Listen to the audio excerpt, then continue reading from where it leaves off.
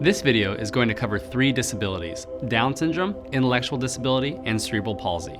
First, we have Down syndrome.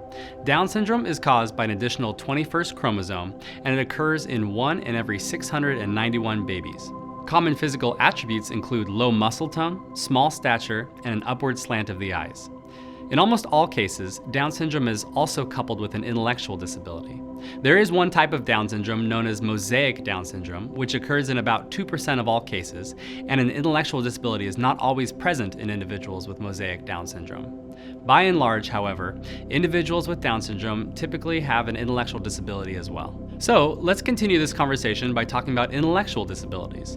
There are multiple modes of diagnosis for an intellectual disability, but most consistently they keep the same initial guideline of having an IQ of 75 or lower. With intellectual disability comes struggles with intellectual functioning, such as difficulty with learning, reasoning, and problem solving.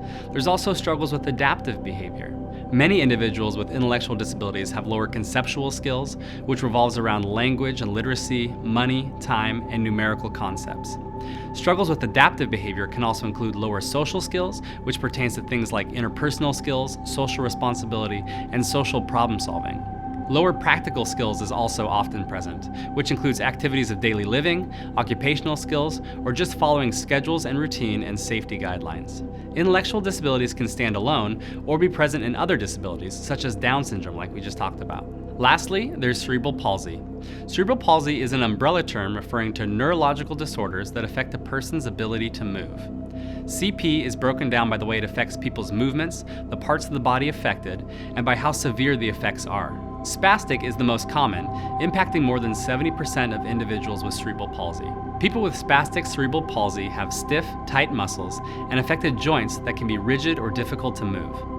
10 to 20% of individuals with CP have dyskinetic cerebral palsy, which generally involves movements of the body that are outside of the individual's control. Lastly, ataxic cerebral palsy impacts up to 10% of individuals and involves tremors that occur with voluntary movements.